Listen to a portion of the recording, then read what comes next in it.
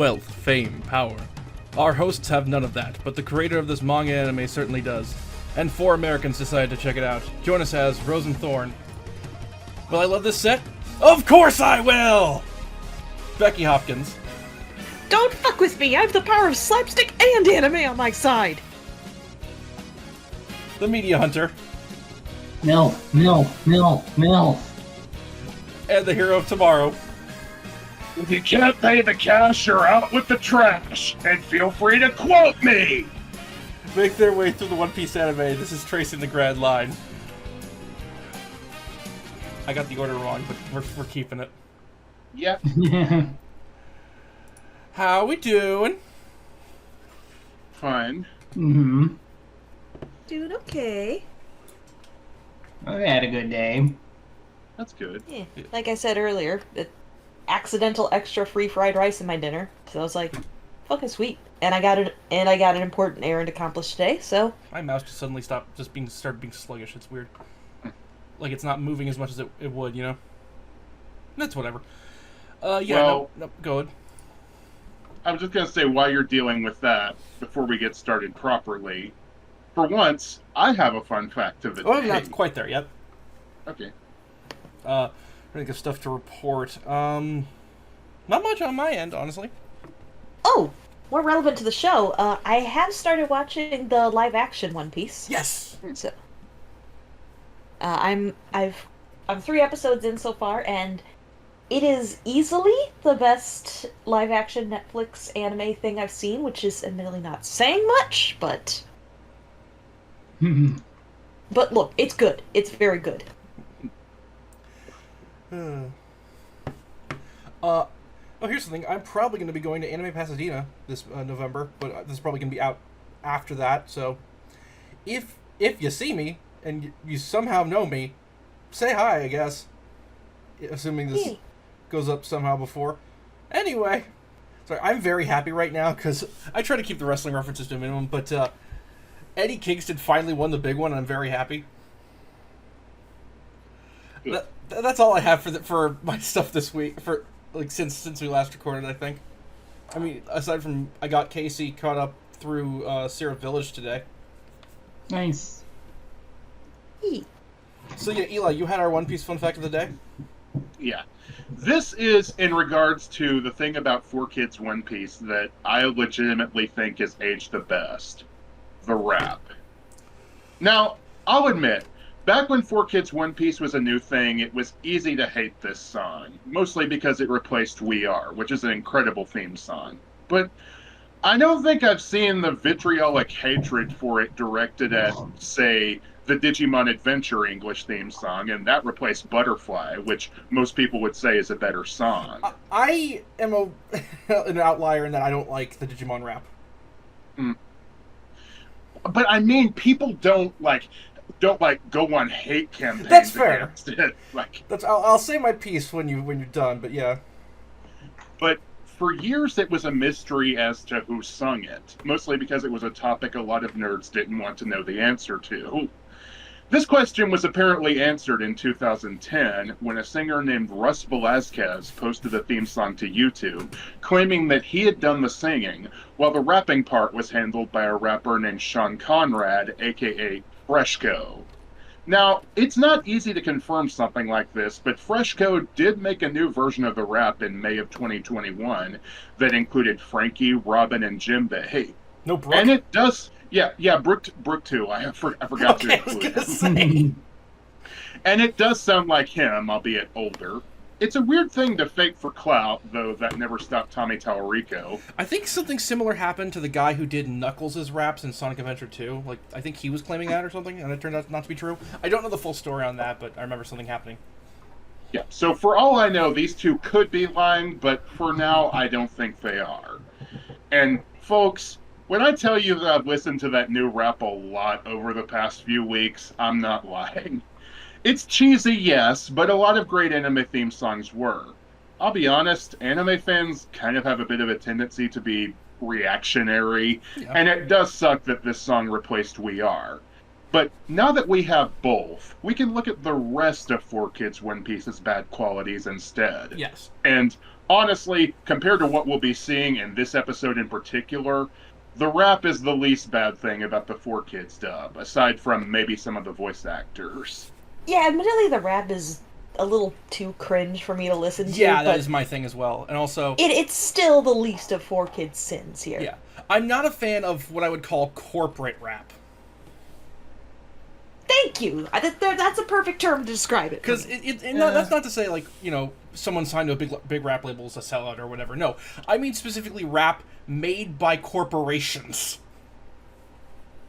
I would agree with you, except for the part where the guy did a new version of it later. That is when awesome. It was no I'm working for 4Kids. I'm not discrediting That's that. fine. That's amazing. I just the rap we have for the episodes we're on now is not my thing. Yeah. And again, you can dislike it if you want. It's just I don't think it's worth hating as much as a lot of the internet still seems God to. no. Mm-hmm. Anyway, Shall we get into it? yes. Yep. Yeah. Episode 35, Untold Past, Female Warrior Bellamere. 4Kids title, Belle of the Brawl.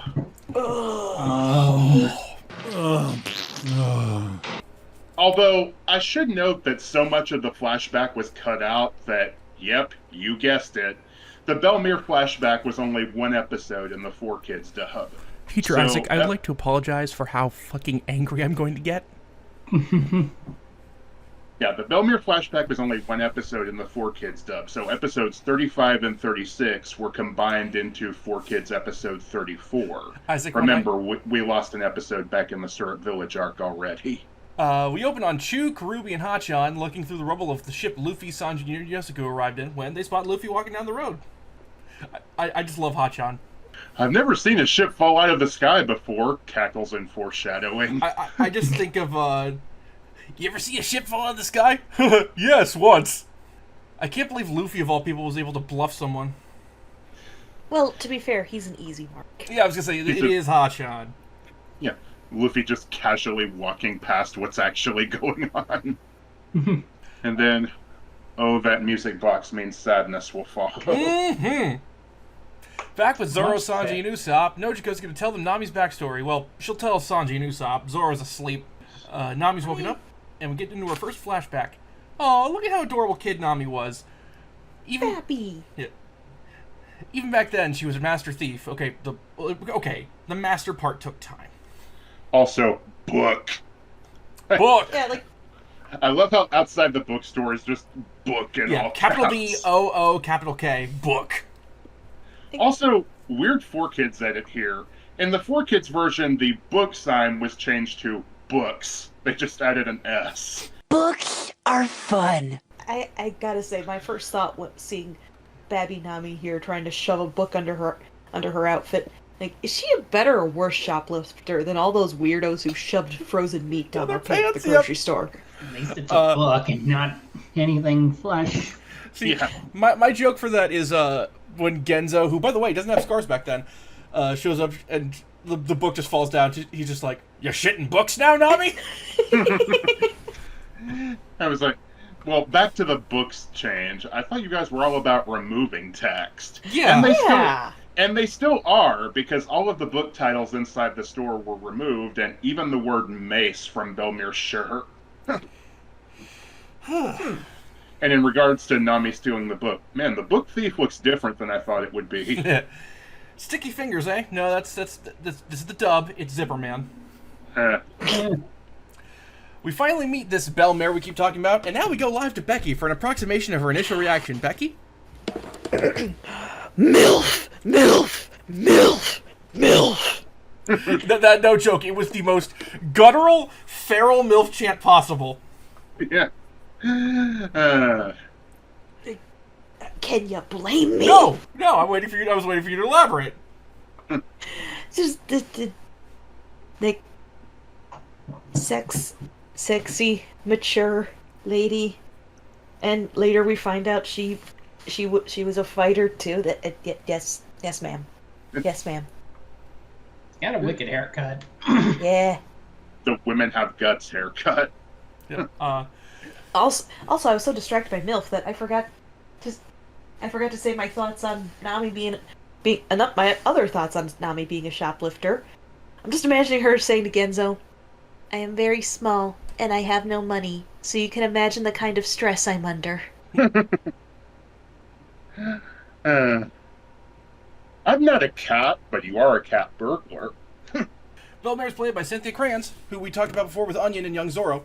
In Japanese, she is Noriko Hidaka, who was Mitsuko Shimizu in City Hunter, Satsuki Kusakabe in My Neighbor Totoro, Noriko Takaya in Gunbuster, Akane Tendo in Ranma 1/2, Therese Wagner in Legend of the Galactic Heroes, Jean-Roch Raltique in Nadia, Toriko Chida in Utena, Kurapika in the 1999 Hunter x Hunter, Annie Hughes in The Iron Giant, Kikyo in Inuyasha, Mrs. Mari in Mega Man NT Warrior, Nier in Death Note, Shalnark in the 2011 Hunter x Hunter, Ursula in Little Witch Academia, the Dominator in Psychopaths, the gun, Mary in Grand Blue Fantasy, Nerthus in Fire Emblem, Claudia Strife in Final Fantasy VII Remake, Ai, Mamie, Baby, and Yan Yan in Super Monkey Ball, and Sumi Usuba in My Happy Marriage.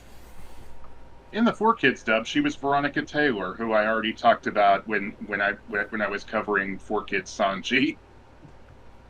Baby Sanji, obviously. Yeah. Nami and Nojiko are played by their adult counterparts in both languages. Mm-hmm. That was easy. Any additions for Baby Nami and Baby Nojiko? No voice additions, but I think they're adorable. Yeah.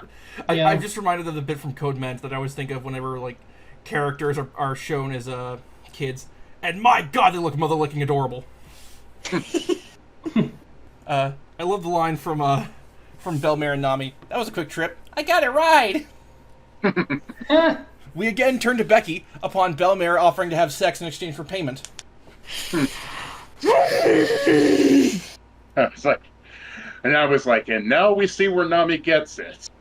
Obviously, Obviously 4Kids cut the scene of Belle-Mare teasing Genzo out, and instead, she accuses him of stealing her tangerines. Like one of those tangerine-stealing whores.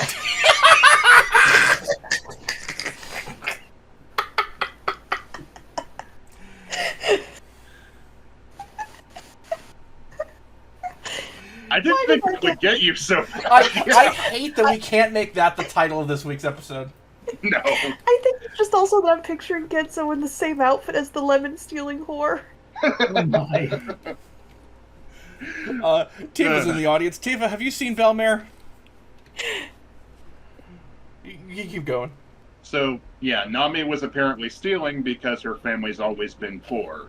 And also, 4Kids removed Nami getting punished with a knock on the head, as well as the scene later when Nami and Nojiko both got hit. You know what? I get that change. Yeah, that one I kind of get. Might be eyebrow-raising because of cultural differences. Yeah, it's Yeah, I get the feeling Japan's got different views on corporal punishment than America. Mm-hmm. Yeah, I felt the In this case, it was kind of funny because it's just, One Piece is the cartoon series. Yeah, that's the thing that makes it fine. It's a cartoon. So Belle-Mare's a tangerine farmer now, hence why Nami grew to like him. Unfortunately, capitalism's a bitch and a half, and the fact that everyone's growing tangerines kind of means that Belle-Mare's not doing well. And then Nami's apparently taken up a hobby of drawing maps, which she's really good at. The lesson here, kids, is never develop a talent. Nami tells Belle-Mare and Nojiko that her dream is to chart out the entire world. Good for her. Yeah. The three of them lead a tough life. Belle-Mare sacrifices her food so the girls can eat. They can't afford new clothes. They can't afford much of anything. But they have each other, and that's what matters. Yeah. Except because Nami has to wear a lot of Nojiko's old hand-me-downs, that results in a bit of a family argument. And I can't really make jokes about this scene. Although 4Kids only sort of kept this in. Now, obviously they took out the part where Belle-Mare slaps Nami because she says that Nojiko isn't her real sister. Yeah, that part was uncomfortable. But they changed the context of this scene to where Nami was getting mad because Belle-Mare was telling her to go to bed. Says she's not... says she's not her real mom, and then runs off. Where in the original scene, Nami was angry about wearing nothing but hand-me-downs and yells that Nojiko isn't her real sister before running off after Belmere slaps her for saying that. It's a weird choice and kind of a lateral move. Oh shit! Sorry, that was my phone. It's okay. I hope that's not enough to get this Vaughn in trouble. I doubt it because it's under 3 seconds, but it's really funny. Sorry, that's the text tone from my mom. It's also funny we're talking about Belmere. It's really fitting. Yeah. Lesson learned. I need to mute my phone when recording. This is why I always keep it on vibrate, and also I don't have good ringtones. So, Belmere don't slap her kid. Nami and Belmere fight, and Nami storms off fittingly in a storm. Nojiko, good. When she runs into town, I was like, "What's with that guy in the Devo hat in the background?" You know. Nojiko, being the level-headed one, tries to calm things down, so Belmere sends Nojiko to go get Nami.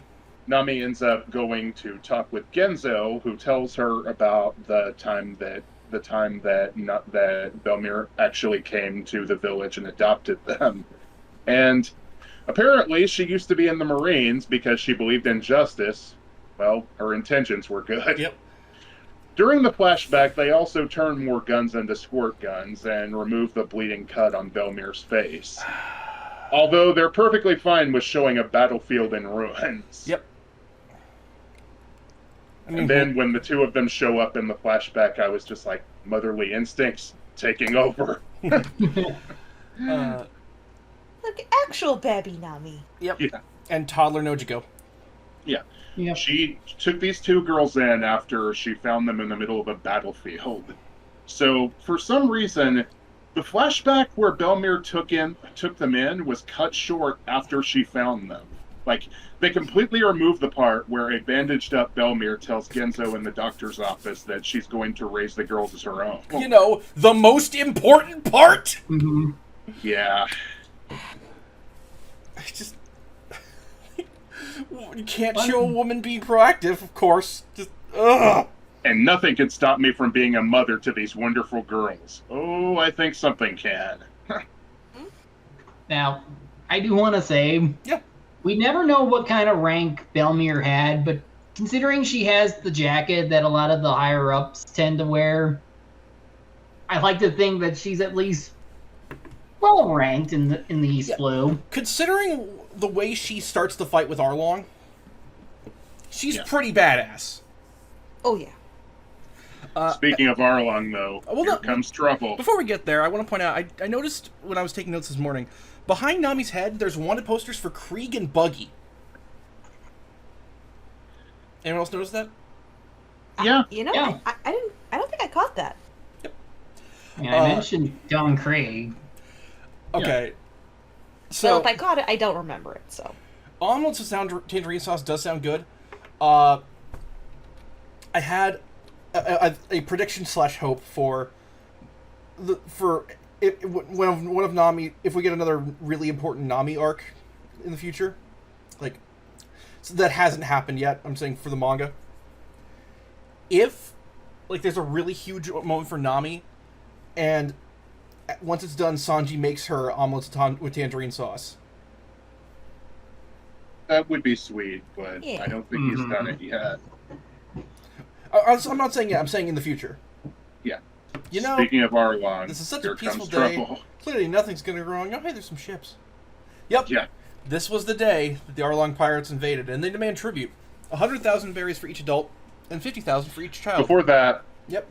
Before that, when the guy who warns everybody, I do recall, like, there's a guy in a lot of these flashbacks that just comes running into the village screaming that pirates are coming, and it's not just an Usopp thing, so maybe that's why people believed him at first.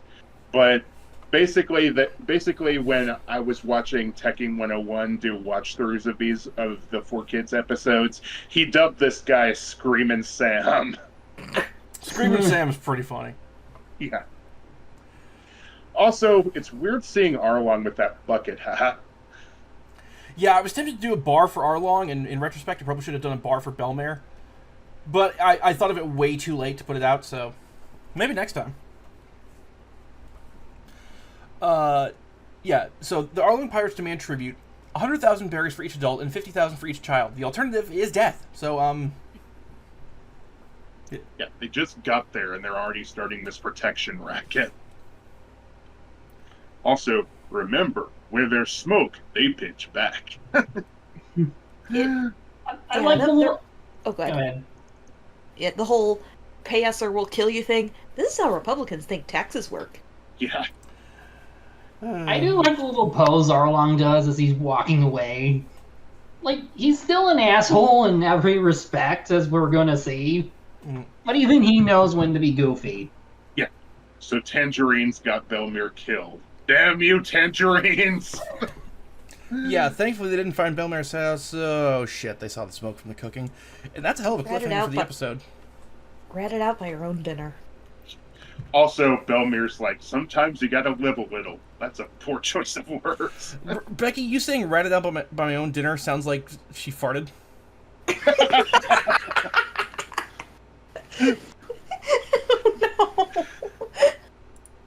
Now I just want to see one of the fishmen's faces on the "Do you fart" fish.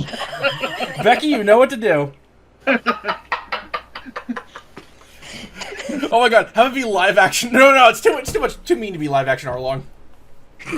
Have it be Chew. Have it be Chew. Oh, God. Do you fart? Oh no! Shall we move on to episode 36? Yes. No. Well, what did we think of this episode? Oh, loved it. I'm not gonna have. It's gonna be hard to comment because this is so tragic, but. This is a 2-for-1 deal, considering it's a flashback and all. Yeah. Okay. I feel like I should save my judgment until the second part. All right. Anyway. So yeah, episode 36. Survive. Mother Belmare's and Nami's bond. I know there's no... Yeah. They combine this one, I know. Belmare bursting... Get it over with. So, can we talk about how awesome Belmare is bursting out of the fucking door? Before that, I had a note when Arlong smells the dinner, and I was like, "What's cooking, Doc?" Yeah, say what you will about Belmere, but at least she saw an opening and went for it. Isaac, we're talking about Belmare bursting in like that. Can you put in the clip from Black Dynamite? I saw that shit before I walked in the room! Thought of that today. Unfortunately, Arlong's ungodly strong and bites through Belmare's awesome long gun. He ate my gun. He ate my gun. Yeah. Why did nobody tell me you could eat guns? Arlong's like, you should have gone for the head. He did. Not in his mouth. It's still his head. Yeah. Well, anyway. Ten things she should have fired. Yeah. Nami and Nojiko try and run to Belmare, but get stopped by the town doctor who wants to smuggle them away so they won't get killed. And we cut to Arlong stamping her arm into mush. Like, holy shit. Yeah, like... Genzo tries to stick up for her, but he gets cut down by Karubi, who apparently used to be a swordsman. Oh, we're not quite there yet. Okay. Yeah, too soon. Yeah, if anything, he's trying to hide the fact that she had children. Down. All right, yeah. Genzo tries to save Belmare by cleaning the plates in Belmare's house for him and the doctor. Belmare, the absolute baller, immediately blows the cover and tells that she'll pay for Nami and Nojiko, but can't pay for herself and will die in their place. She'd rather die than erase her family. And this would have to have happened right after Nami had that fight with her mother. Yeah, literally yeah. Whew. And the girls refuse to leave because they're given the option of, okay, we can smoke you out right now and never again, or you can stay here and die. And they choose die. Well, when your choices are abandon your mother figure or die, I don't think there's a right answer. Yeah. It's also pretty impressive that they run up to Belmere and she hugs them despite every bone in her arm being broken. She earned that jacket for a reason. Yeah. They're a family, and nothing can tear them apart. Unfortunately, Arlong disagrees. Yeah. And then Genzo tries to step in, and he gets cut down by Karubi. And I think somebody said, now we know how he got those scars. And I was like, my landlord was a drinker and a fiend. Mm-hmm. He said your tangerines suck. He what? Oh yeah, because of the flashbacks that we got before. Yeah, I don't want to talk about it. Like, we gotta. Arlong shoots her. In the manga, he shot her in the head, but here he goes for the chest instead. Doesn't make much of a difference. It goes clean through her. Yeah. And it's just totally silent. You just see everything in black and white. And her last words are to tell her kids that she loves them. We also get brief flashes back to moments as they were growing up, being raised by Belmare, and it's a fucking heartbreaking scene. And Arlong must fucking die. Mm-hmm. Yeah. Also, apparently, them getting away was never an option because they sunk all the ships so no one could leave. Yeah, this part is just heartbreaking and soul-destroying. Just Jesus Christ. And then they kidnap Nami because they see that she's good at drawing maps, and Arlong basically makes her his slave. They found the map that she drew earlier, and, well, to quote my notes, Arlong be like, I'm gonna hang this on my fridge. My evil fridge. My evil fridge of evil. There's the episode title. Let's talk about it. I know you want to. Not yet. Not yet?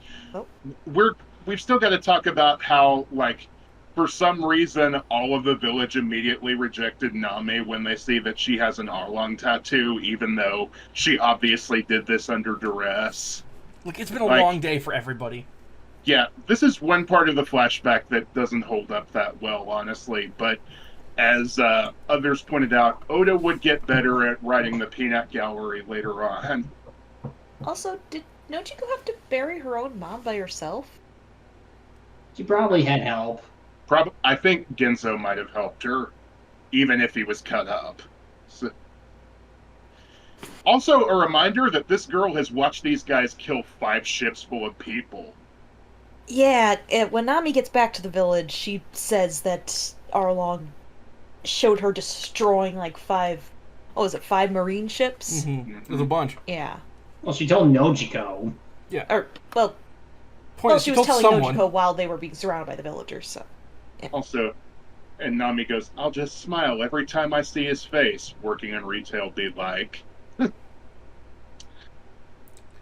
Okay, so I decided to not go over the changes they made to the flashback in this episode until we got done talking about it, because so much was changed in the 4Kids version, I figured it'd break the flow too much if we did. So here we go. First, the gun that Belmere sticks in Arlong's mouth was changed into a shovel. Now, to be fair, if you clobber a motherfucker with a metal shovel, it can do some damage. No. Not if you just stick it in his mouth like that, whether or not he... Untrue, actually. You could still kill him like that. You can decapitate a motherfucker with a shovel. If you push into it, yes, it's very common. If you stick it in their mouth and push, that would cut their head clean off. That's 100% true, actually. Like, I didn't think of that. I was just thinking of mystery men with a shovel or beating people with a shovel. Dear Val, no matter what, it's still a weapon. Dear Valve, I have a suggestion to change the soldier in Team Fortress 2. Second, they completely cut out the bit where Arlong stamps on Belmere's arm until he crushes it. This part I can get leaving it out if you're pointing it at kids, although doing so does sort of remove the intensity of the moment. I'd like to point out, I looked up, can you decapitate someone with a shovel for a movie? save my ass there. Fair enough. In Minecraft, anyway. That's not legally admissible anymore. Damn it. Third, they completely removed the scene where the Doctor tells Nami and Nojiko to flee the island. Okay, that part I can't defend. You could have shown that to kids. Yeah, although it is a little cruel of the Doctor in hindsight, because it's false hope. Is it any cruel? Is it any cruel than Scar basically telling Simba the same thing? Fair. Fourth, they cut out the parts where Genzo fires at Arlong only to be cut down and the villagers getting ruffle stomped by the fishmen. And, most infamously, fifth, the idea that Belmere died was completely censored in the 4Kids dub. Instead of Arlong shooting her, he says he's going to throw her in a dungeon for the rest of your days. They even awkwardly redraw the silhouette of him pointing the pistol at Belmere into Arlong pointing his crudely drawn finger at her instead. I'm going to finger you to death. They even go so far as to insert her into scenes after she died, screaming at the fishmen not to take her daughter away, which just feels like adding insult to injury. But for some reason, Nami doesn't think to free her after the fishmen pirates are defeated. And even if the implication is that she died in prison, well, again, that's just a lateral move. She died either way. And if that's not what you're going for, then tell me, what was that tombstone she was sitting next to? They didn't cut that out of every shot in the 4Kids dub, so to quote Don Krieg from the 4Kids dub, whose grave is it? Oh, and I'd be remiss if I didn't point out that when Arlong says he's going to throw Belmere in jail during this flashback, he utters one of the dumbest non sequitur lines that I use for my intro quote. If you can't pay the cash, you're out with the trash, and feel free to quote me! I will quote you. I will quote you in a lawsuit. It's that second part that gets me. Who do you think is going to be quoting you, unless that's your shitty attempt at a fourth wall break? I'm Reagan Arataka. Feel free to Google me. This is probably one of the most well-known screw-ups that 4Kids ever made, and I was hoping to share this with Rosen to get his reaction live, but unfortunately he got spoiled on it ahead of time, so y'all are going to miss out on that. Yeah, and I admittedly got spoiled on this way back in the day when I was watching those earlier comparison videos. Just because I know about it? Sorry. What? You first. Like, I distinctly remember that shittily drawn hand. Just because I knew about it ahead of time doesn't make it any less fucking infuriating. How fucking dare you take this moment that is so crucial to everybody's character in this fucking show and whittle it down to, oh, they forgot their mom in prison, doodle-dee-doop. Oops, looks like the Senshi got captured by the Negaverse. Ooh. Oh, and finally they censored Nami's bruises when she came back to the village. And that's just about everything that they changed in the flashback. I'd be more angry, but if I got any anger, I'd go to jail. With Belmere. Yeah. I just want to talk to the 4Kids people. Here's our title, Death by We Forgot. Cause of death, I forgore. I just want to talk to the 4Kids people while holding a large rock. If it slips out of my hands and... What? No shovel. If it slips out of my hands and into someone's face during said talk, that is not my fault. No. The title of this episode should be, Ever Forget Your Mom in Jail? Oh, God damn it. What are you in for? 4Kids forgot about me. Oh, no. Oh, I hate this stupid fucking company. I hope all four of the founders of 4Kids' children kick him in the nuts. You know the name of the 4Kids, the guy who was in charge of 4Kids is Al Khan, right? Thank you. I hope all four of Al Khan's children kick him in the nuts. One! Thank you! That's what I was waiting for. Fucking Christ. Yeah. Can we move off this flashback, please? I'm angry now. Yeah, the flashback's finished anyway. Zoro, wake the fuck up! Usopp definitely understands. Sanji, he's angry. The spirit's right. Yeah. Nami's got one more job worth of berries left to get, after which she'll finally be able to put on a real smile. Luffy, now is not the time. I understand where you're coming from, Nojiko, but how's fighting alone worked out for her so far? Yeah, Nami, somehow I don't think he'll honor that agreement. Well, he does. Good. Luffy focusing on Genzo's pinwheel hat is funny. It's the ADHD mood. Yep. Yeah. Nezumi, you rat fuck! Fuck you, Vic Rat. Yeah, I was gonna say those were Becky's exact words.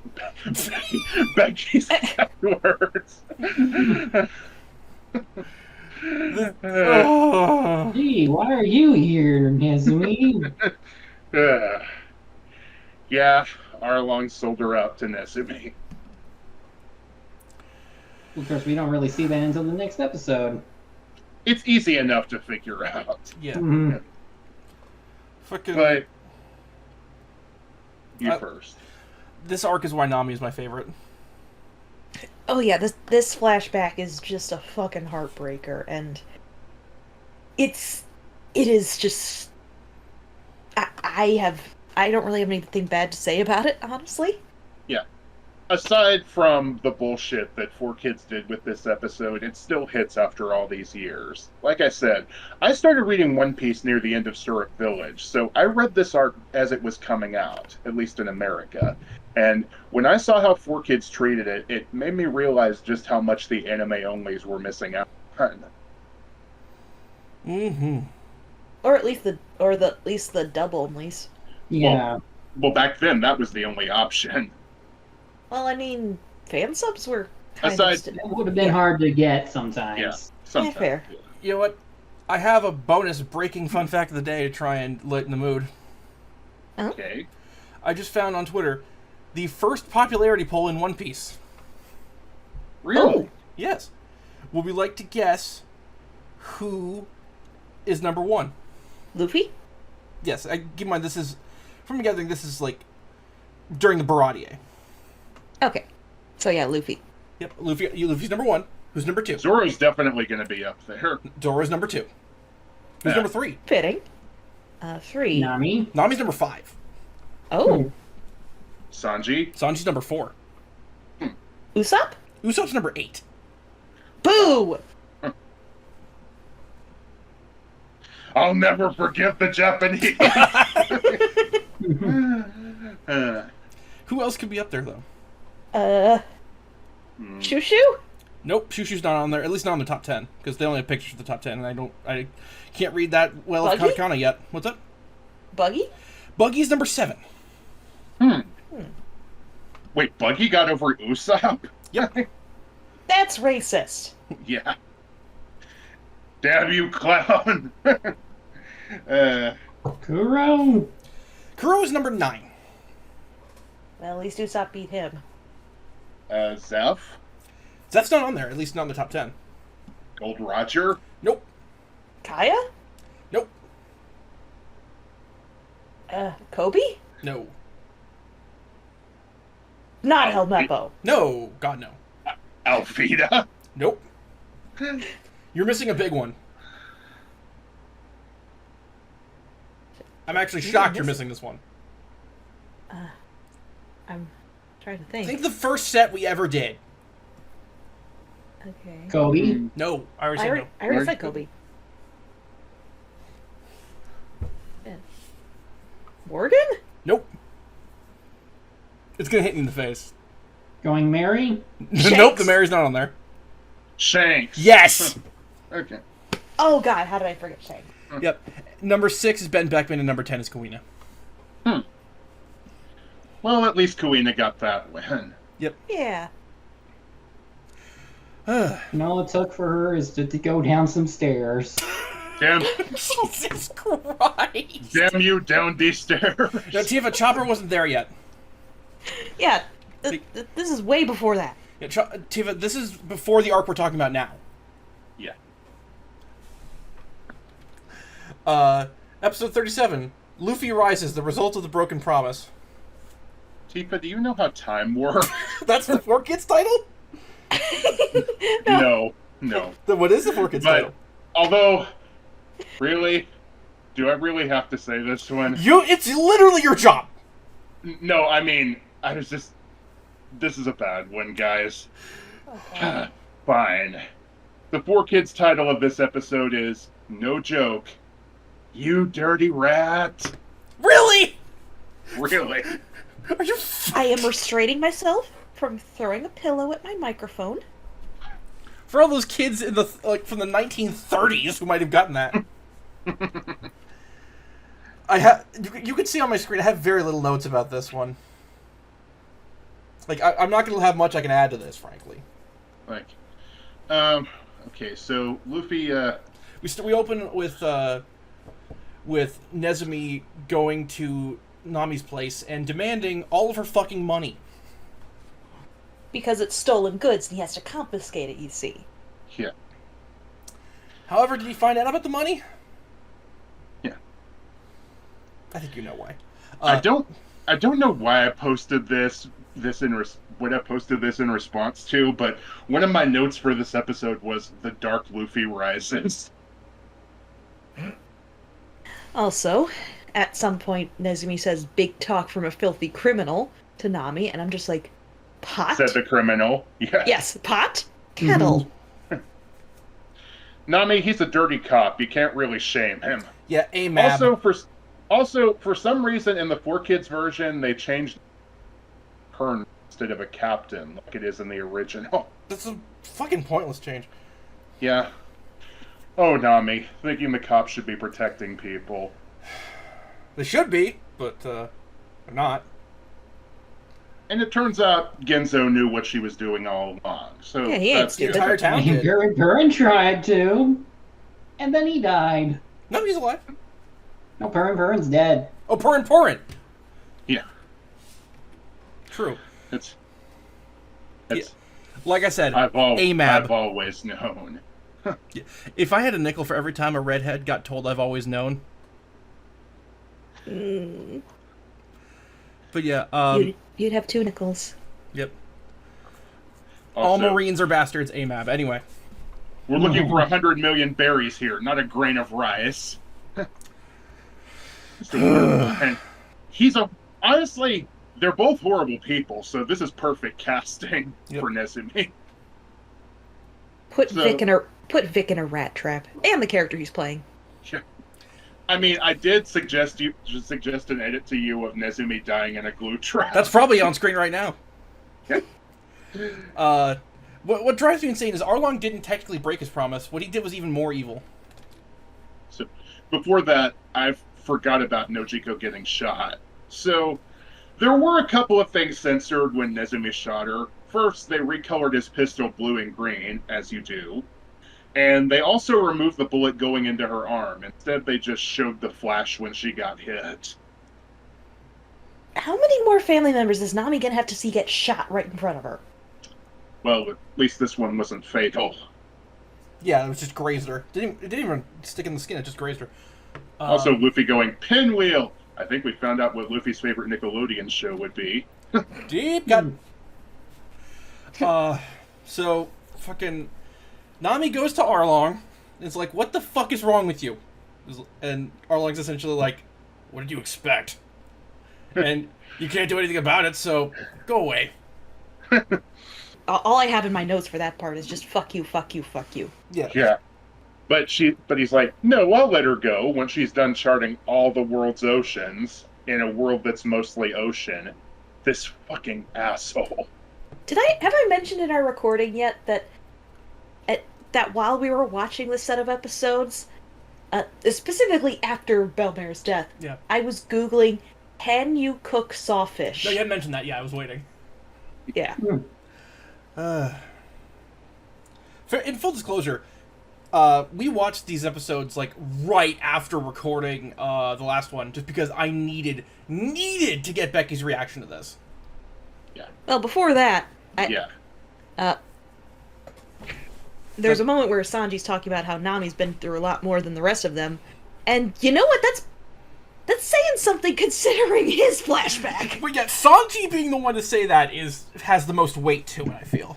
Because, like, Although, dude, you saw the results of a man eating his leg. Oh, Becky. Sanji literally almost starved to death. Oh, Yeah. Rosen. you guys have no idea. I'm Exactly. saying from what we know now. Also, right, I'm in danger. also, although it was kind of funny when he was like, right now I'm making a lot of good vibes to send her way. There's marijuana in that cigarette, isn't there, Sanji? And the village. You know what? I prefer him to be smoking weed instead of tobacco. Yeah, he might not die that way. He might fight less with Zoro if he did that.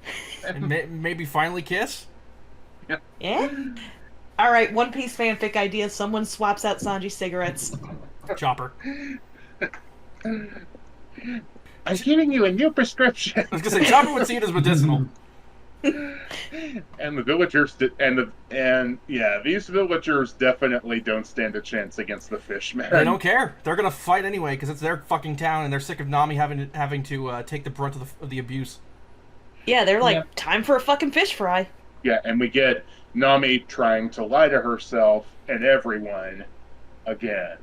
Yep. She just cannot let anyone in, and that's what hurts the most about this is she won't, like, she's been so beaten down that she can't let herself drop her guard for a second. And then as Well, the not quite there. villagers Because I want to point out she points a knife at her friends at this point to get them to stop. Let her handle it. And no, they cannot let her handle it.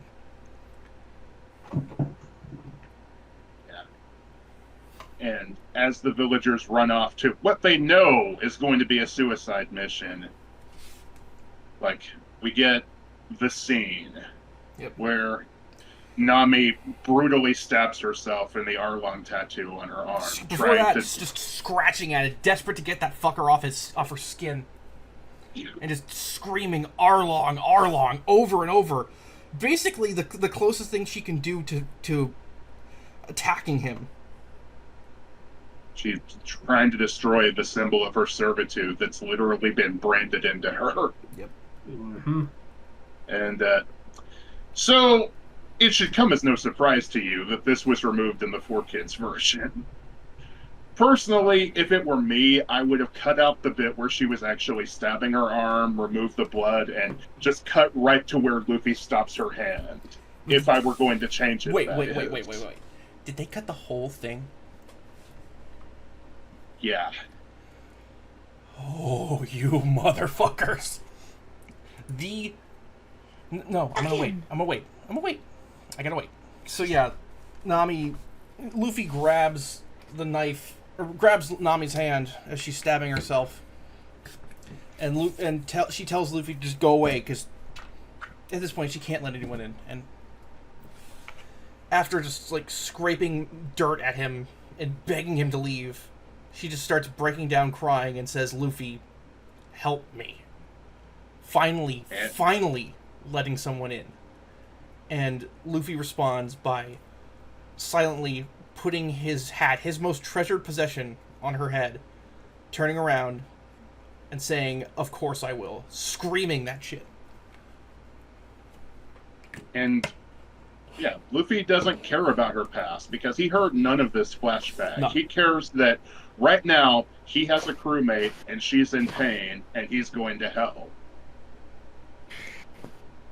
When we were watching this, Rosa insisted that everyone mute in Discord while we were watching this because Except he you. wanted my raw reaction to this I've been scene. waiting for this reaction from you for 37 episodes. I broke down crying. Same. It's holy. I don't have the words to describe how fucking good this scene is, and I'm in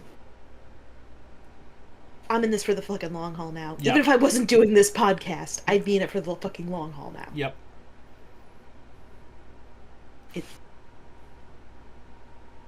And also seeing the scene of Luffy, Sanji, Usopp, and Zoro. I was going to say, Yeah.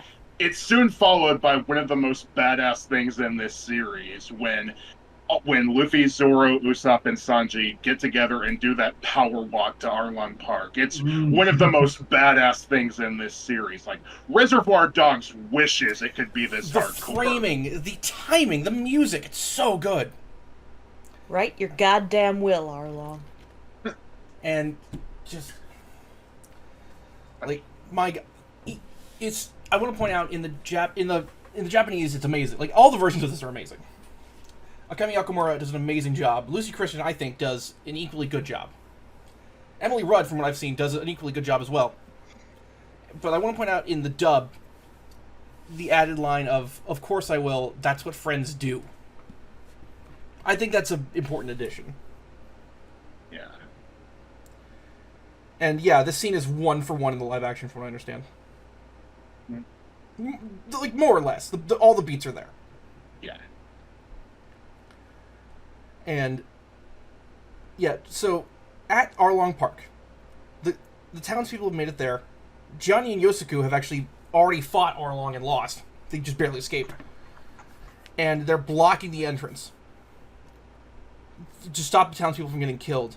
And they're just waiting, because they fucking know that Luffy and crew are coming to save them. And they are.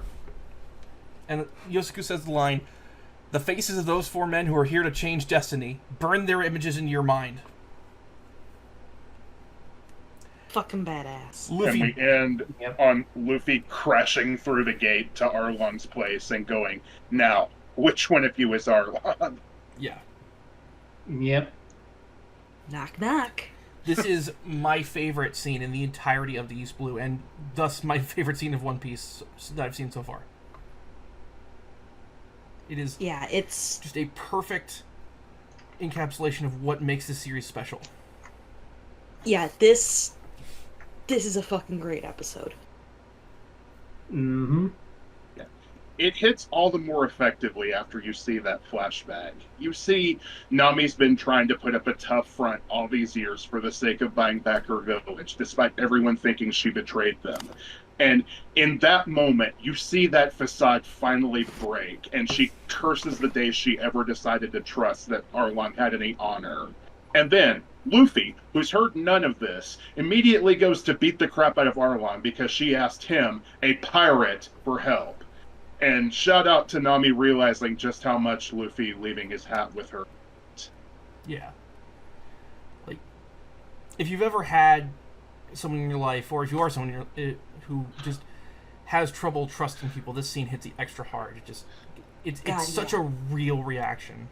After an episode like that, I think we all need a minute, so let's head to Sanji's kitchen and see what Casey's cooking.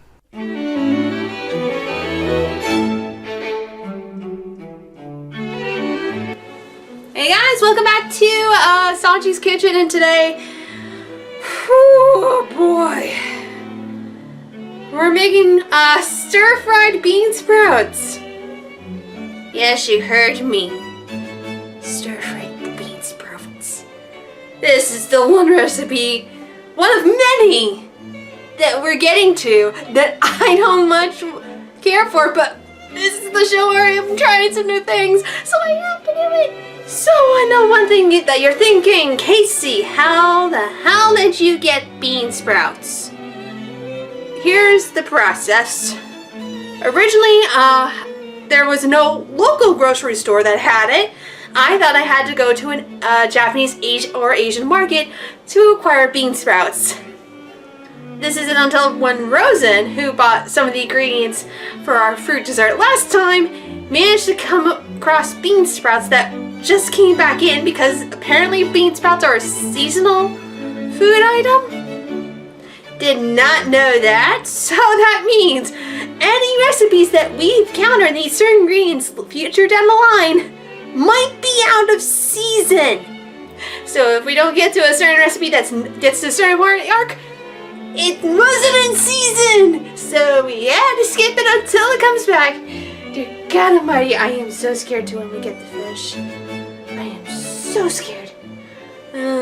But our fair audience, you're wondering exactly what you need for this recipe. You need 2 bags of bean sprouts. Why 2 bag's worth. I got a big enough bag. That's just one. You don't need a whole bunch. That's just me. 2 cloves of garlic peeled.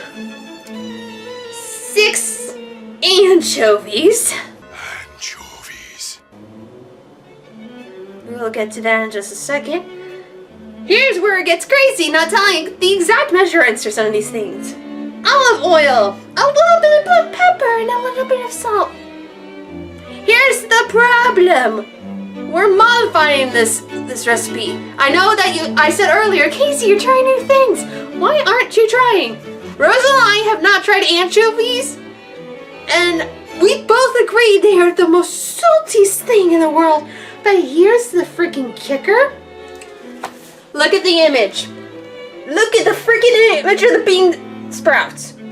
There are no freaking anchovies in there. The recipe is a lie. It is a lie. There are no anchovies in it. There's none. Just why showcase the recipe and then not show that there's no anchovies on it? Hell, pull up an image from the anime where it shows these bean sprouts. There's no anchovies on it. If we want to see what they look like, they just look like very special potato. I cannot remember the name of it, but it's a special one where you thinly dice it. I actually think it's the pommes frites. It's pommes frites. It looks like pommes frites, but this is bean sprouts. So, in conclusion, yes, there will be no anchovies because, as stated, they are extremely salty. They are one of the world's most saltiest fish in the world. And I am not suffering my taste buds for something extremely salty when it also says to use a little bit of salt. We're not doing that today. And also, yes, I'd love to do some garlic, show you how to do garlic from scratch. But it's also still good to use minced garlic. It's still the same equivalent because it also tells you to mince the garlic in this recipe, which is what you will do. You can mince the garlic, and apparently you can mix the anchovies. Finally, if you still are fine with doing anchovies, that's completely fine by you. Everyone's going to be different. And if you're wondering, when do we start with you do that? So we already skipped one whole thing. Yay, preparation! It's already been completed. Here's the thing. Next you put olive oil and the garlic into a frying pan on medium heat. And when the garlic is golden, then you add the bean sprouts and cook on high heat. Meaning that as soon as you put the bean sprouts in, crank the heat up. Oh boy. And then once they're translucent, then you can add the anchovies, black pepper, and mix. Taste test and add more salt if needed. And oh my god, this is why reading thoroughly the recipe helps kids. The recipe knows that the anchovies are salty. So if you want more salt, you add more salt to it at the end. Meaning that we can actually, since this recipe you can use salt at the very end, we will be actually adding our Himalayan pink salt to this for today, since it is a finishing salt as we learned from last time. So, whoo boy. Why don't we get started? Shall we? First we need our garlic. As mentioned earlier, I'm using, where is it? Where's the label? There it is. Minced garlic. And apparently I need to make sure I go to the grocery store to get more because I'm actually about to run out. I use minced garlic in a lot of recipes. And if you're wondering how much do I put for a clove, the good news is that on the jar, on the lid, it tells you how much you need for a clove on here. So if we need about 2 cloves of garlic, you just have to add 2 teaspoons of garlic.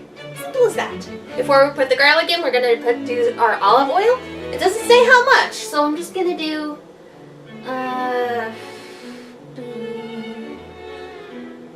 yeah, I'm gonna drizzle that much. It's probably too much olive oil, but we'll find out, guys. Then we're gonna add our minced garlic. So we're gonna add 1 and 2. And then try and scrape inside. because Rosen likes extra garlic with this stuff, so we're gonna add. Actually, we'll just finish off the whole jar. Yay! There's some garlic juices in there, but that's also the boring thing that counts. It also means I need to get more minced garlic. We're setting this on medium, and it's going to be until the garlic is golden, and then we add our bean sprouts, and then we crank the temperature up to high. It is at this point of cooking I realize I've added too much olive oil. Don't make the same mistake as I did. But at least it's coming out nicely. Oh no, it's too zoomed in! No! Yeah, I definitely put too much olive oil in this, but the good news is that our garlic is starting to look a little bit golden. Like half of it's already golden as it is. And you know what that means, guys? That's right. It's bean sprout time, and this is gonna kill us. Yay! Here is how they look in their natural habitat, right here. I've never had, I'm gonna make a clarification right now. Never had beans. I don't like beans. I hate the smell of beans. I hate the taste of beans. Bean sprouts, I don't know how they smell. I've never had them before. It smells like the earth. It smells like the earth. It shouldn't be. But we have to put them in, so cheers. We're just gonna put the whole bag in. No, they spilled! No! Curse these things! Okay. That's a lot of bean sprouts. Alright. And then we're gonna crank you on high. So 8. Doesn't say if I should stir them. We're gonna just, there. That's a whole bag of bean sprouts in there, folks. I cranked the temperature up to high. Half of it will cook until it becomes translucent before we add everything else in there. At least the garlic smell is nice. I wish the garlic smell could go through the camera. Isaac, I can't believe I spilled bean sprouts. Don't you dare tell Rosen, and don't you dare put it in here. If you're wondering why there's a noise behind me, I had to turn my other fan on because I decided to stir the bean sprouts. That's a bad mistake. It smells so bad. What the hell?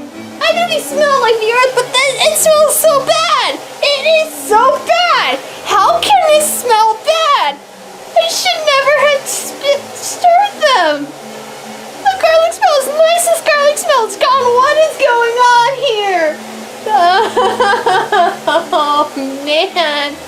Oh. Yay. I feel like this is gonna be bad. I hate this smell.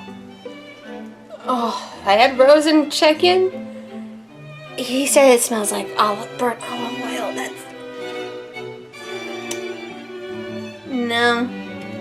The good news is that I can shut the. Actually, if you heard the sizzling, it's sizzled down, so because it's not off the heat. Because the good news is, once it's translucent, we can start to add a little bit more seasonings, which I'm going to be doing one-handed because why not? I'm going to be adding black pepper. All of the black pepper. This needs seasoning. Like so. And then this, can I still do it one-handed? Because we're finishing this off, I can bring back our pink Himalayan salt to finish it off.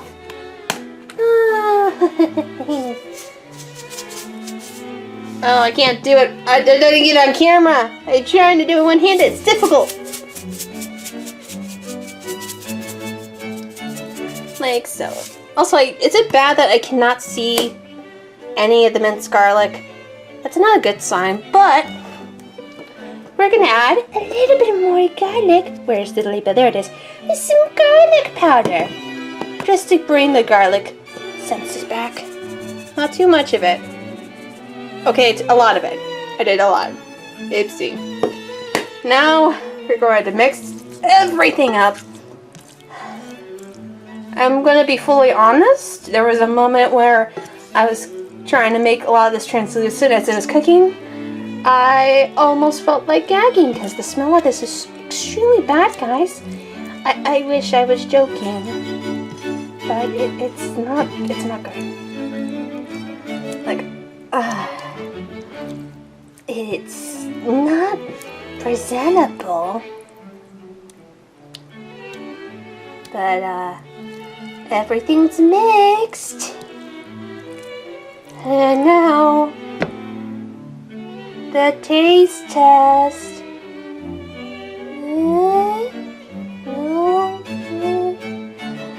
We want to eat it or don't we want to eat it? We have to eat it. I don't know how we need to eat this. I just... Take a bite. You try. I'm so... I can try it first if you want. Yeah, please try this bean sprout. First, I am so fucking scared. Am I allowed to say fuck on your show? Yeah. Good. Oh, that's pretty good. It's good? Yeah, in my opinion. It's okay. Actually, weird aftertaste. Okay. Go ahead and try it. Yeah. I tried. F. I'll give it a C. That's an F. I like bean sprouts and other stuff. Ironically, I like bean sprouts and fried rice, but... Right, it has a weird aftertaste. Yeah. Sink it into the ocean. Put it down below where no one with devil fruit can take it. Can you imagine this with anchovies like the original recipe called for? Here's the thing. You want to know why the anchovies are there? Mm-hmm. To complement to be the salty part, and if you need more salt, add more salt to it. No. Here's also I mentioned earlier there's no anchovies in the actual cookbook picture. So it's a lie. This thing is a lie. In Fire Sanji's kitchen, I say do not make this. I say put it with something else. What would you even put it with? I just said I have bean sprouts and fried rice sometimes. Not this. This is Yosuku's favorite. Yosuku's weird. Yosuku is weird. Fuck you, Yosuku.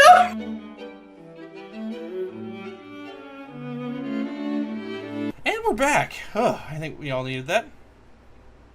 Episode 38. Luffy in big trouble. Fishmen versus the Luffy pirates. We open on Nami sobbing. The tears... Rosen. Yep. Sorry. Go ahead. 4Kids title. War of the Species. Sounds like a kaiju fighting game. That feels racist. Yeah. I mean... Also, Big Trouble in Little Arlong Park. Yeah. I like how you see Luffy's fist print in the rock.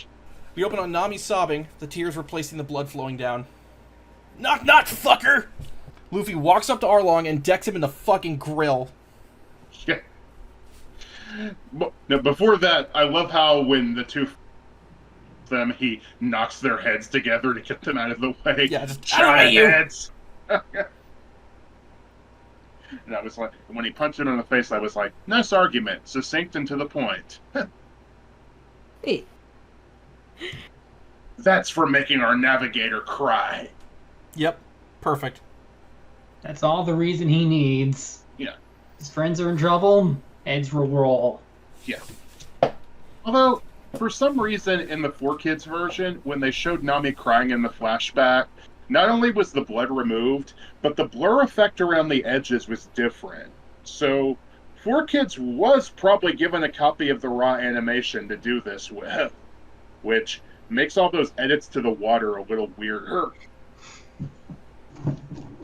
I've given up understanding their logic at this point. Yeah, what logic? There's no logic here. Yeah. I mean, I could have sworn when Django showed up in that one episode with the sheep, I thought that bit was animated while the title card was showing, getting in the Funimation dub. It wasn't. Again, their logic is non-existent.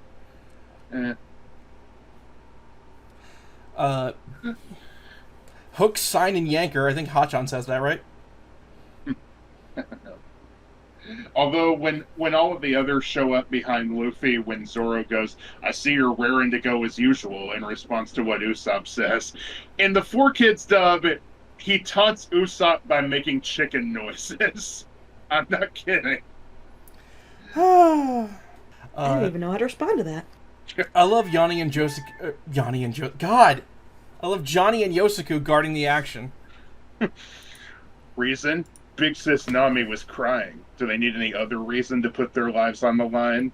Probably Yosaku and Johnny's best moment. Yep. I swear the trumpet fanfare for Mamu gets funnier every time. It just reminds me of Shrek. Yeah, that one. Enough, Reggie. Yay, Momo's back. Poor baby. I want him to get a redemption arc. But even though he got beaten up by the others and like, screw this, I'm out of here, Arlong's like, are you sure about that? And he proves that he's actually more terrified of Arlong than Luffy. And that moment there with Arlong might be foreshadowing something. Either that or Arlong's pretty intimidating. And then when Luffy goes, "You're all mine, you dumb cow." Hey, don't call him. Well, I guess it is true. Yeah. And here we see Luffy's brilliant plan. Gum Gum Windmill. Nope, no. Pinwheel. Gum Pinwheel. Yeah. I like the line. Looks like he's got a plan for once. Zoro's gotten good at reading Luffy, and that should terrify you. Thing is, though, when Luffy plans, it's like when we saw a glimpse of how Johnny Knoxville plans Jackass stunts in Jackass Jackass Forever, one of the .5s. Yeah. Yeah. And it's just a scribble of the stunt that he wants to do. Again, I'm just reminded of his drawing of Mermaid Nami. She'd look like this. And down goes Momo, and oh god, Luffy's stuck, isn't he? Yep. Luffy, you idiot. Luffy, so long, Gay Bowser.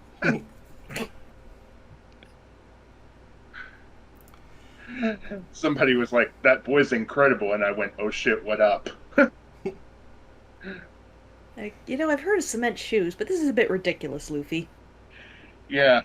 I love how Chew's verbal tick when he just says "chew" randomly. He's like, it's like they're the equivalent of a bad to the bone rip. Yeah. Yeah, for those not in the know. What the fuck we're talking about? Yeah. There's a YouTube video that's just basically prolonged silence occasionally broken up by the riff from Bad to the Bone. And we've discovered that if you have that video running in the background while you're watching literally anything else, just the sudden riff popping in once in a while is fucking hysterical. And as I found out, even more hysterical when you're high as balls. Yeah. If you're watching anime with friends, put that video on. I endorse it. It's a good time. Yeah. There's also the Taco Bell ding, a gnome going, woo! There's a bunch. Yeah. So, in order to perform the Gum Gum Pinwheel, Luffy slams his feet into the side of the pool, and then he spins Momo around to hit and before throwing him. Although, unfortunately, he can't pull his feet back out. So,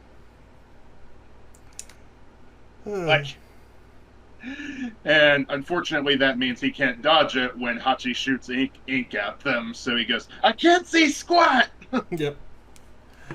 I love how Zoro goes, always thinking ahead. Yep, just the smartest plan. Let's see, where was I? Yeah, it looks like Luffy's and Arlong's crews are going to fight. What Hachi Inkjet served on the rocks? That feels like a 4Kids line, but it's actually good. Yeah. Would Hachi Inkjet be a good discount printer? I'm looking for one of those. Also, because Luffy's stuck in place, Hachi grabs a piece of the building and smashes him with it.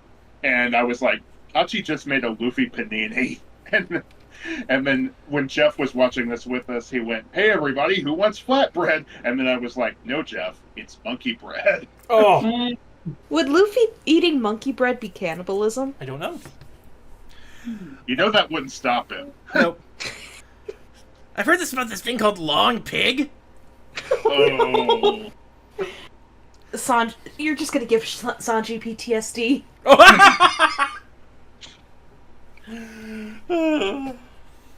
Hey Sanji, that's a great looking turkey. Can I have one of the drumsticks? Drumsticks. Our idiot captain is better than anyone who'd gang up on a lady. Yeah. Oh, you fucked up, Karubi. Yeah. Sanji saves him when Hachi attempts to crush him. So. Yep. Awesomely awesome. I do love Usopp standing up for Luffy there. Yeah. And apparently, this was a line that was sort of in the 4Kids dub, but it got carried over to the Funimation dub, which surprised me because at one point Sanji threatens to make Karubi into fish sticks. That was in both dubs. Does that mean they're gay fish? Yeah. Well, given what we'll hear later. Yep. So yeah, Sanji is going to fight Karubi.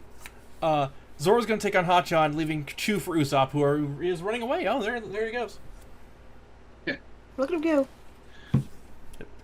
Although I will say, there was a moment where Usopp was trying to pull Luffy out, and Luffy just kind of snapped back in place because Usopp backs up.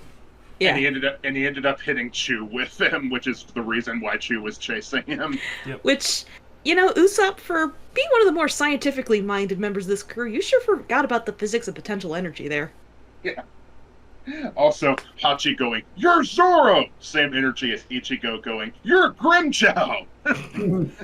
You tricked me! Hachan, I love you, but a jar of mayonnaise could trick you. I can't open it even with all of my arms. It's just that one bit from Make Some Noise. Trying to open a pickle jar is soul crushing. You want to tap out? Whoa. I suck.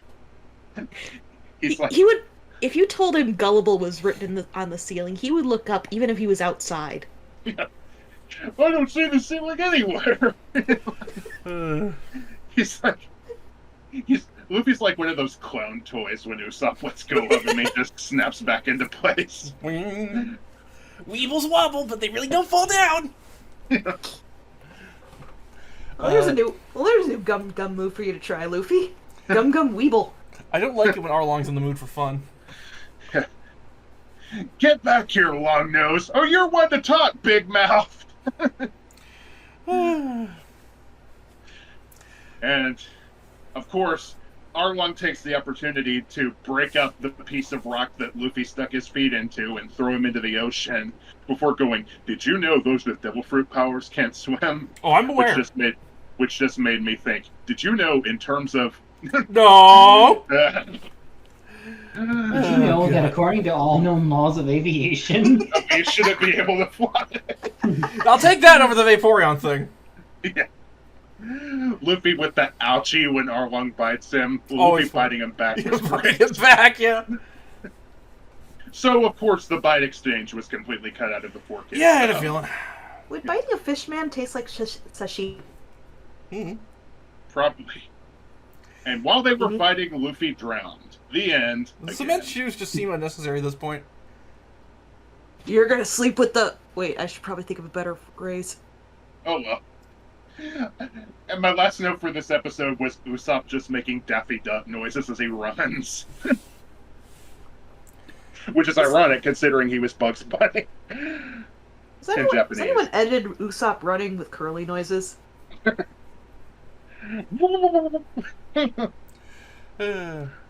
Yep, Luffy's going to the drink. Shit.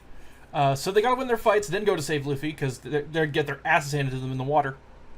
Can we just play Hungry Hungry Hippos, Arlong? This game sucks. That's my last note for this episode. Yeah. It had a lot of funny moments, and I think it was much needed after how heavy the past few episodes were. Luffy being left to drown is a great cliffhanger. That's a very funny line we for it got to it. cut out, though. Yeah. Episode 39? Yeah. Yep. Episode 39, Luffy submerged, Zoro versus Hotchan the Octopus. 4Kids title, Arms Against Arms. Ugh.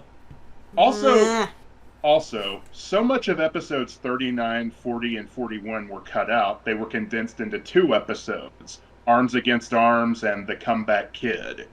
But besides that, they didn't censor much in this specifically, aside from removing the blood from characters' injuries.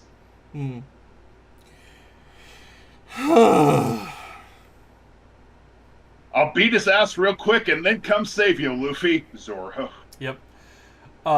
So apparently that those things sticking out of Hotchan's head were not just part of his head, they were in fact hair. And Zoro messes it up. Could have been worse. That could have been Josuke. Yep. Hotchan's livable and durable. Yeah. That hurt! Oh shit, Zoro's still injured from the Mihawk fight. Yeah. That... You gotta love that pause when Hachi sticks himself on the pole. Hachi suckers are stuck! Get off of there! It was a 7-second pause.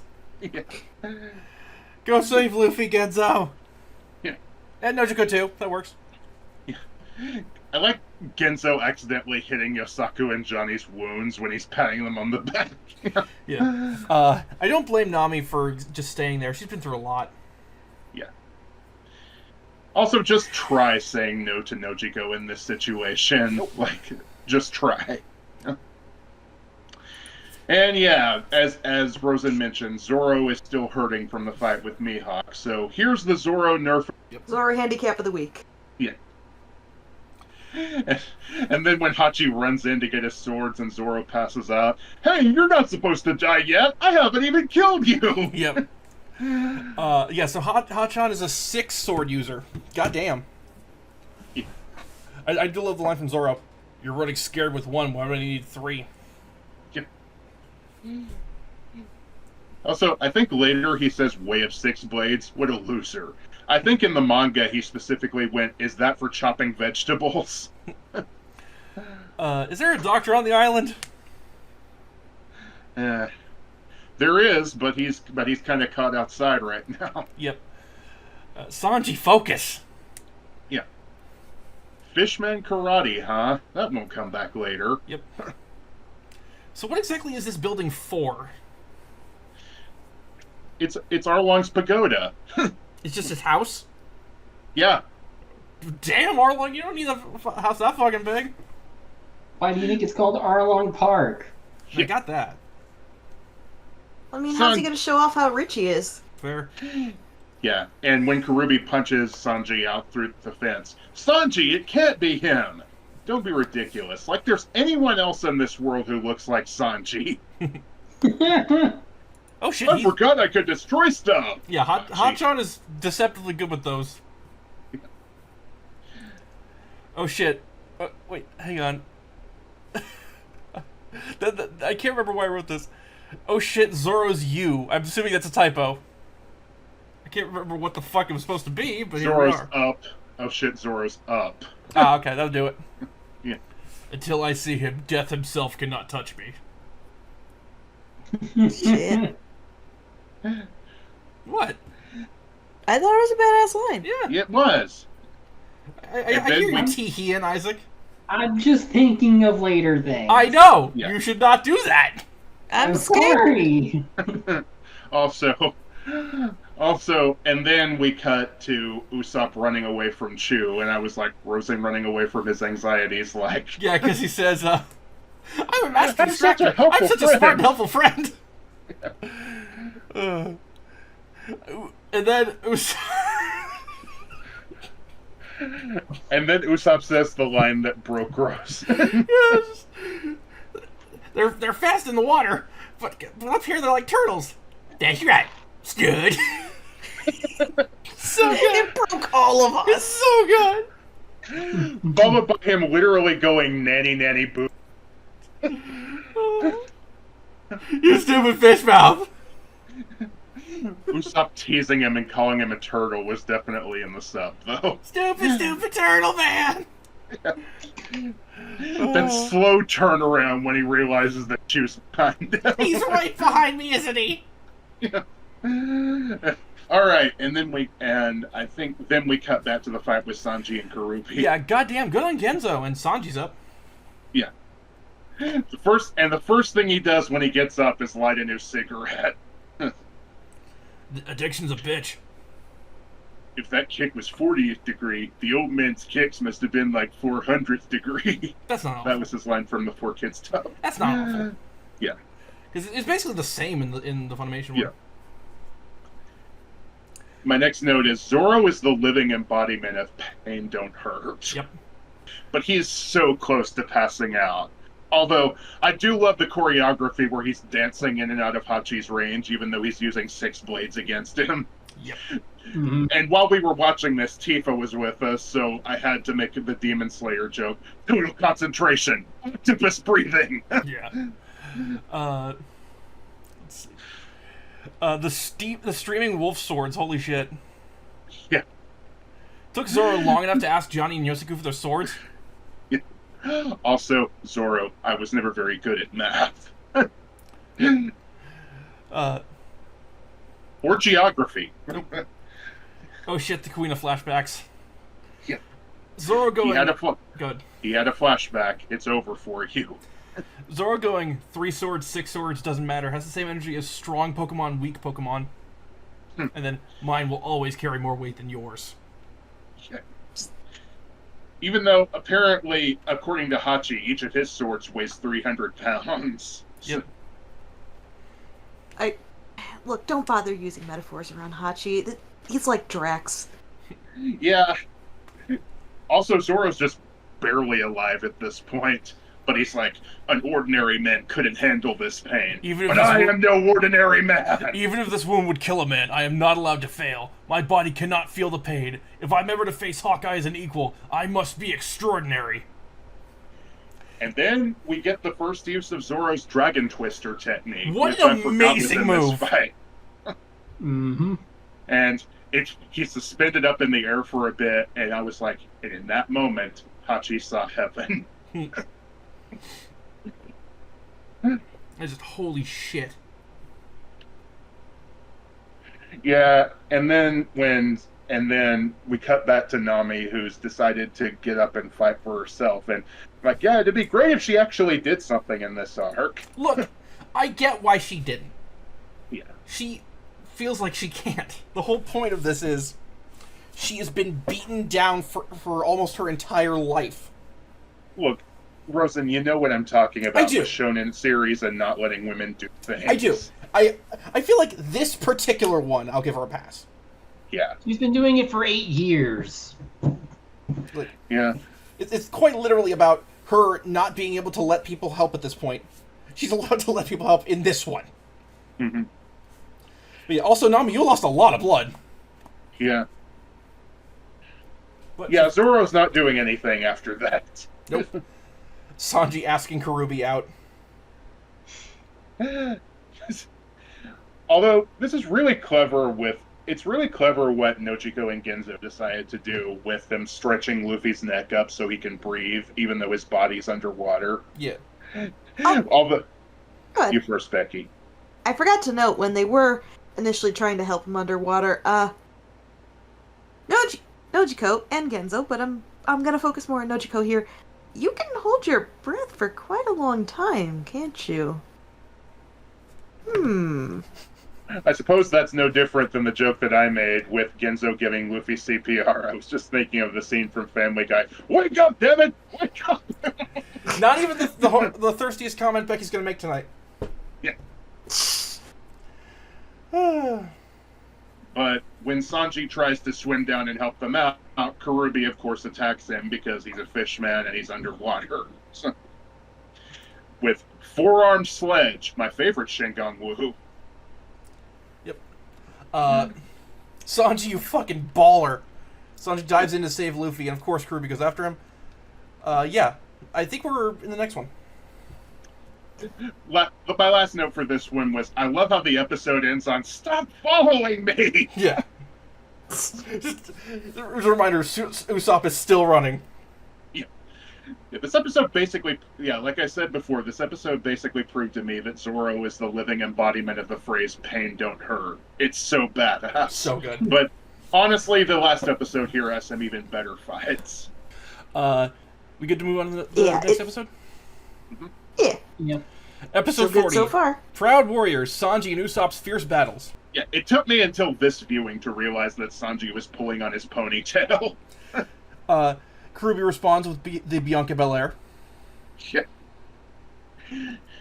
Also, Tiger prowls through pudding. Oh god, the underwater bladder buster. Yeah. Did he make Sanji piss himself with that? No one would know. Yeah, it's the water pressure.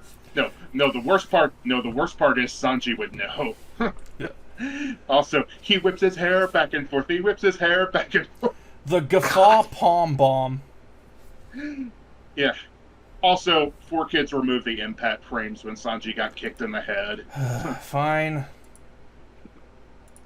Focus, Genzo! Yeah. Sanji ain't done yet, even if he needs air. Although, if Karubi gets his way, he's going to drown in 2 feet of water. Live Arlong reaction. For that. And then Karubi goes, "Look what your precious love of women has gotten you. You should be gay, like me." Yeah, that's right. I serve Arlong for that reason. I mean, we rarely see fishmen women, I guess. Wait until Fishman Island. So, apparently, this Fishman karate, or at least this technique, makes you forcibly experience the bends. Oh. God damn. Although, isn't this the technique where he's forcing him to go underwater so fast that it causes the... That's what we just said. yeah, that's the bends. That's what you get when you go scuba diving and you don't equalize to the pressure fast enough. That can kill you. Mm-hmm. Yeah, deep underwater pressure deaths like that. Oh, it's a nightmare. Really fucking unnerving to me. Yeah. The only way it would be more so and tap into basically my deepest, darkest fears if this was in a cave. Let's play the sonic drowning noise. Although, 4Kids cut out the part where Sanji's stomach gets crushed by the water pressure, and the part where Sanji coughed up blood because You know what? of it. I get that one. That one makes sense. Yeah, I don't want to give kids my fear. Yeah. Just, Jesus Christ, it's so brutal. And then Sanji defeats him with a hickey. Yeah, he realizes, oh shit, this guy's using his gills right now, and forces air into the gills to make him desperate to go on land. Yeah, he basically suffocates him underwater. It's really smart. Yeah, I'm not gonna fact check on whether on Sanji's observation on fishman breathing here if it's correct to real life fish because, look, I'm not expecting it to be. I do know that fish can drown in the air, so yeah, that makes sense. Most fish don't have gills and lungs. Yeah. Yeah. And then I don't really have much to add to Sanji beating the crap out of Karubi once they're on land. Just him naming the various parts is great. Yeah, I do have a word about both translations. Now, in the 4Kids dub, you should know he used some dumb attack names like Clavicle Schnitzel Kickoff and finishes Karubi with Lego Wham Drumstick Supreme. Oh! But in the Funimation dub, if you notice, they didn't have Sanji yell out the names of what he was kicking in French, even though they had him do it when he used Collier Shoot against Momu, which is weird. And I want to directly call out the guy whose work I've been watching for the 4Kids comparisons, Rant Nav Talks Anime, because he was like, well, you can't give 4Kids much flack for these attack names because Funimation didn't translate them properly either. Sir, I assure you, there is room in my heart to hate both. Although, I hate the Funimation translation a bit less. At least it's a translation, even if it was too literal in this case. Tifa asks, is there an axolotl fishman?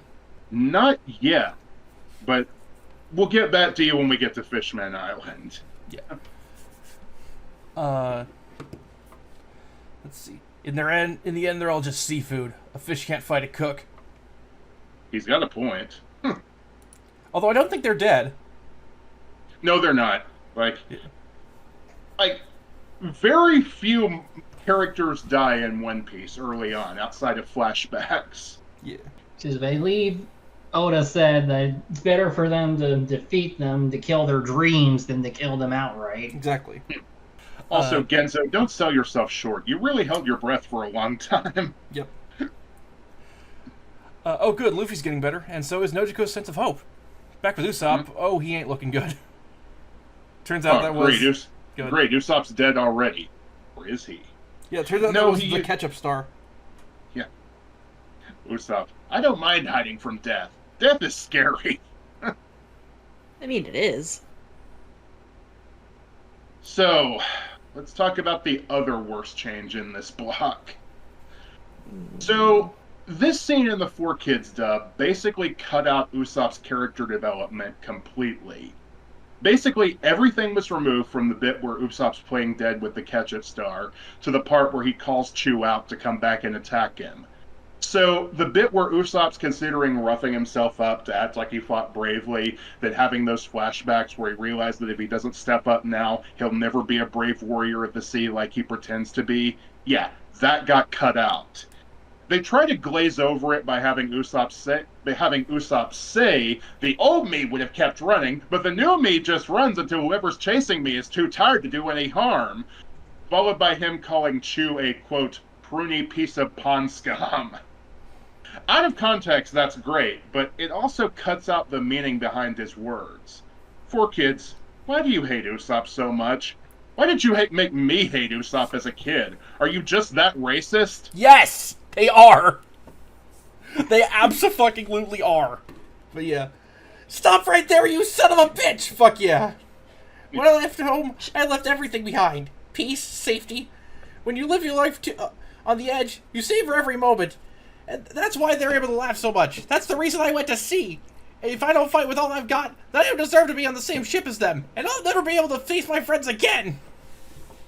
Great moment from Usopp that 4Kids absolutely fucking butchered. Mm-hmm. Also, I think Usopp should have said son of a fish. Yeah. Also Chew with the, I am a fish man punch. He no-souls the exploding star. Your brain is an absolute waste of meat. But then... Also, naturally, that punch also had the impact frames removed. Usopp Hammer! Usopp Rubber Band of Doom! Yeah, the urge to not be hit with a rubber band crosses species, and I love that. The Rubber Band of Doom is amazing. Yeah. So where did that stupid son of a bitch go? He went to to cover you in sake. Choose special technique, big suck. There is no place to hide from my squirt cannon. Me when I see Zoro. I told you it wasn't the horniest note Becky had tonight. At least if you're not in the 4Kids dub, which cut that scene out. Come on! God damn it, 4Kids, let me have my innuendo. If I lose, I'll die, but at least I'll die a pirate. My days of fake piracy are over. So, when Usopp throws the bottle of sake, or rum, depending on the translation, it looks normal. But later, Usopp said that doing that was his, quote, busy soda gag. And when he uses the fire star to light it later, he calls it his hot salsa star. So, I guess it's not real fire in the 4Kids version. He just gave Chew a fire-breathing dinner. Are they implying that salsa lights you on fire? Fun fact, there was a brief moment... Sorry, go ahead. It's like in a cartoon where you eat something really hot and your face catches on fire. Come on. Fun fact, as a kid, I never told anyone this when I was a kid, but this was the reason why for a brief time I wouldn't try tamales, because I thought that they would set me on fire. Oh, hot tamales, yeah.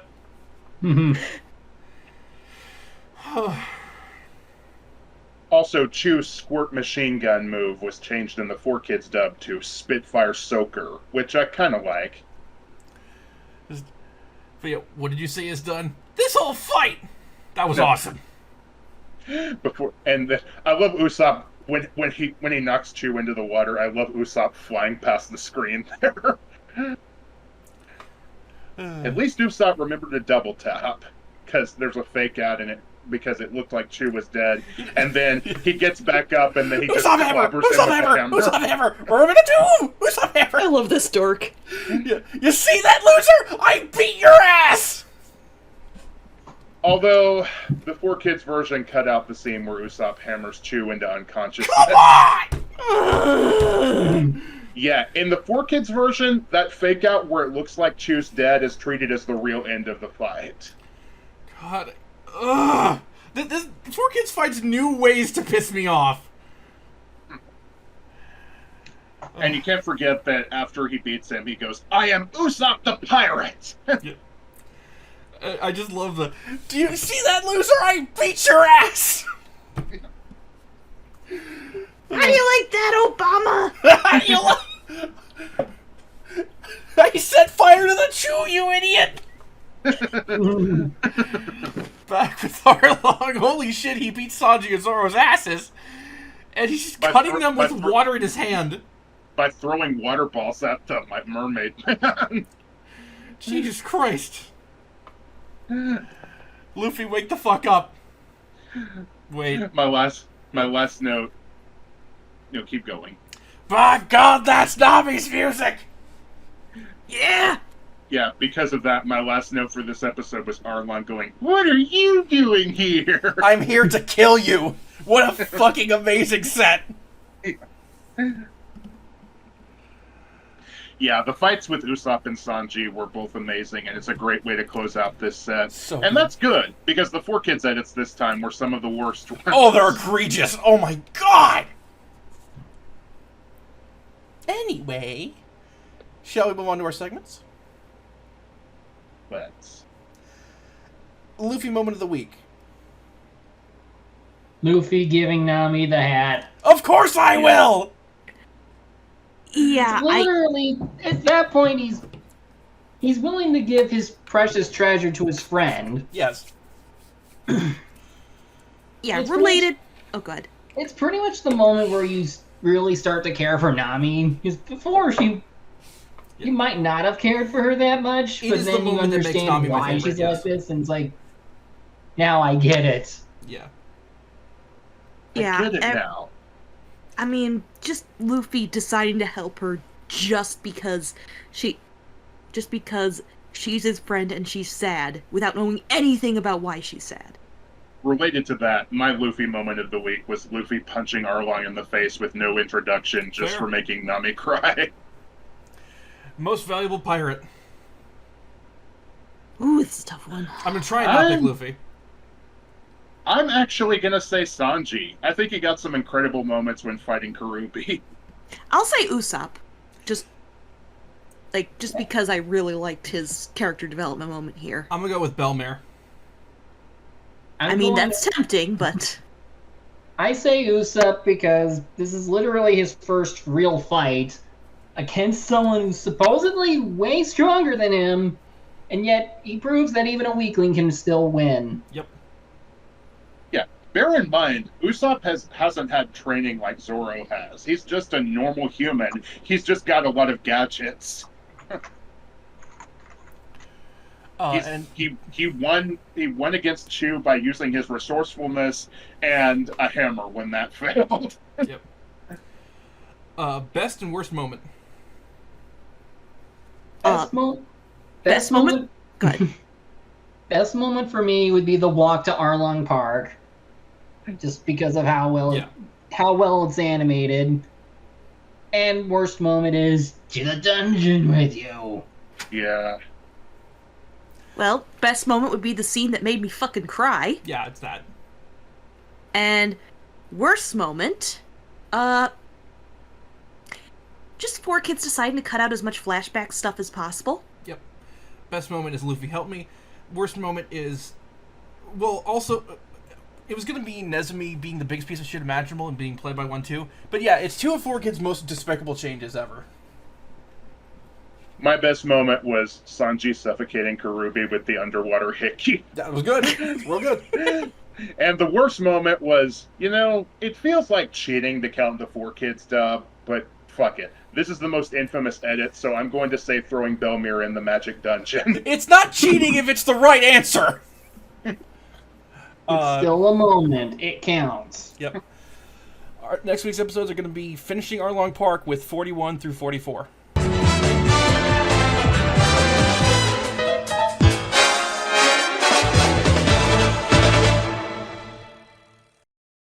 Yeah, I'm really regretting putting a lot of olive oil in this. But our garlic is starting to get golden. Ah! Ah! No! Oh. What? Let's redo this part because I thought olive oil got on my foot. Didn't?